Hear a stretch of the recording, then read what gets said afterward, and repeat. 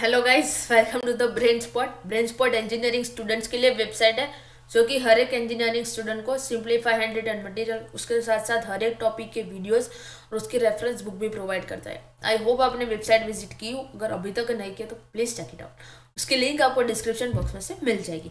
Let's see today's topic B tree. B tree को binary tree नहीं कहते। इसका मतलब कभी भी ऐसा पूछा जाए तो B tree stands for binary tree हम नहीं लिख सकते। B tree is balance M way tree. B tree को ऑलवेज एम वे ट्री बोला जाता है, जिसमें कि हमें एम की वैल्यू पहले से डिफाइन होती है। जब हमें एम बी ट्री में कैसा होता है, जब भी हमें बी ट्री क्रिएट करने को बोलेंगे तब क्वेश्चन में दिया होता है कि कितने वे का एम ट्री क्रिएट करना है। बी ट्री में एम सबसे इंपॉर्टेंट होता है, उसके हिसाब से ही हम उसमें इंटरनल नोड एक्सटर्नल नोड कैसे क्या होगा वो सारी चीजें हम एम से ही डिफाइन करते हैं।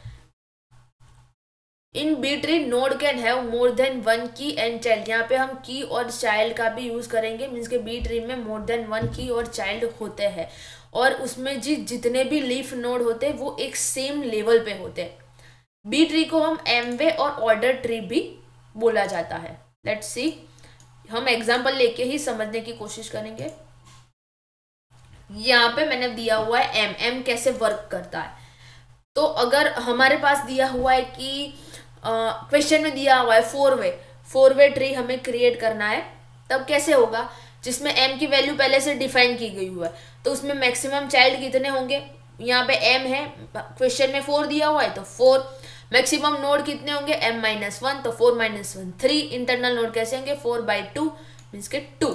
ऐसे ही हमें हमारे हर एक क्वेश्चन के लिए ये स्टैंडर्ड फॉर्मूला है। ये हम जब भी बी ट्री का क्वेश्चन सॉल्व करें तब हमें सबसे पहले ये सारी चीजें ध्यान में रखनी होगी, उसके बाद ही हम क्वेश्चन को सॉल्व करेंगे।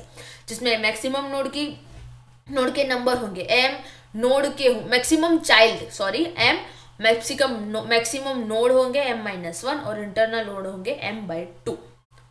लेट्स सी एग्जांपल देख लेते हैं। यहाँ पे एग्जांपल में मैंने जैसे ही बोला था दिया होगा कि कितने वे का बी ट्री बनाना है। यहाँ पे दिया हुआ है क्रिएट 4 वे बी ट्री और ये उसकी नंबर से या कौन कौन सा डेटा एंटर करना है वो है।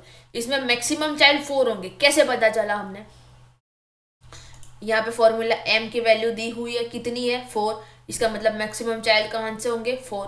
मैक्सिमम नोड कौन सी होगी 4-1 3। मैक्सिमम नोड यहाँ पे m-1 है, 4-1 3। उसके साथ मैक्सिमम नोड मीन्स के हम हमारे ट्री में यहाँ पे स्टार्टिंग नोड कितने डेटा एक साथ इंसर्ट कर सकते, वो पहले 3 डेटा है, मैक्सिमम नोड 3 है, इसका मतलब हमने एक साथ पूरे 3 डेटा को इंसर्ट कर दिया। उसके बाद 4th डेटा है 1। यहाँ पे भी हमें लेस देन ग्रेटर देन वाला कंसेप्ट यूज करना होगा। 5 10 15 क्यों आया, क्योंकि 5 सबसे स्मॉल, उसके बाद 10, उसके बाद 15। अगर यहाँ पे होगा 25 होगा, एग्जाम्पल के तौर पर मैंने 25 लिया तो 25 कहाँ पे आएगा, यहाँ पे आएगा, वो चेंज हो जाएगा। इसका मतलब हमें वैसे भी चेक करना होगा, स्मॉलर ग्रेटर देन वाला कंसेप्ट भी हमें यहाँ पे यूज करना होगा। उसके बाद हमें 1 इंसर्ट करना है, तो 1 कहाँ पे इंसर्ट होगा।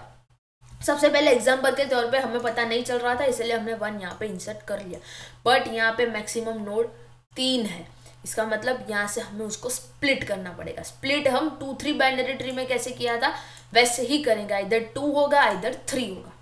कर दिया, ये कितने का हुआ, यहाँ पे हमने बीच में से स्प्लिट किया। हम अपने हिसाब से स्प्लिट कर सकते हैं, तो मैंने यहाँ से स्प्लिट किया, कर दिया तो 1 5 और 15 हो गए। उसके बाद फिर से कुछ इंसर्ट करना है तो हम इंसर्ट भी कर लेते हैं। जस्ट अ सेकंड, इंसर्ट 2 करना है। 2 कहाँ पे इंसर्ट होगा, यहाँ पे तो 10 से स्मॉलर है, इसका मतलब लेफ्ट साइड ही होगा, और यहाँ पे 1 से बिगर है इसका मतलब, और 2 से स्मॉल है इसका मतलब यहाँ पे बीच में हो जाएगा, हो गया। उसके बाद कौन सा है 18 और 19। 18 और 19 कहाँ पे होंगे, यहाँ पे 3 हो गया है और 3 ले सकते हैं, 3 नोड तक हम जा सकते हैं क्योंकि हमने मैक्सिमम नोड की वैल्यू हमें 3 मिली थी। उसका मतलब हम 3 तक तो जा ही सकते हैं। उसका मतलब यहाँ पे हमें स्प्लिटिंग की प्रोसेस करने की कोई भी जरूरत नहीं। अगर 4 एलिमेंट आता तब हम करते, बट नहीं आया इसका मतलब कुछ भी नहीं। अब हमें इंसर्ट करना है 18 और 19। 18 और 19 कहाँ पे इंसर्ट होंगे, यहाँ पे ही होंगे क्योंकि वो 10 से बिगर है। हम पहले 18 लेके बाद में 19 भी ले सकते हैं, बट हमें समझ आ गया है कि कैसे होता है, तब हम साथ में भी ले सकते हैं। 18 और 19 यहाँ पे ही आएंगे, क्यों? क्योंकि वो 15 से बिगर है, इसका मतलब वो यहाँ पे आ जाएंगे। उसका मतलब आगे कुछ भी प्रोसेस कंटिन्यू करने की ज़रूरत नहीं है, क्योंकि हमारे पास डेटा ही नहीं है। अगर आगे डेटा होता तो वो कहाँ से आएगा, स्मॉलर या बिगर करके, यहाँ से फिर से कोई आता तो यहाँ पे आता, तो यहाँ पे स्प्लिट होता, यहाँ पे आता तो यहाँ पे स्प्लिट होता। ऐसे ही पूरा क्वेश्चन हमें सॉल्व करना होता है। Thank you.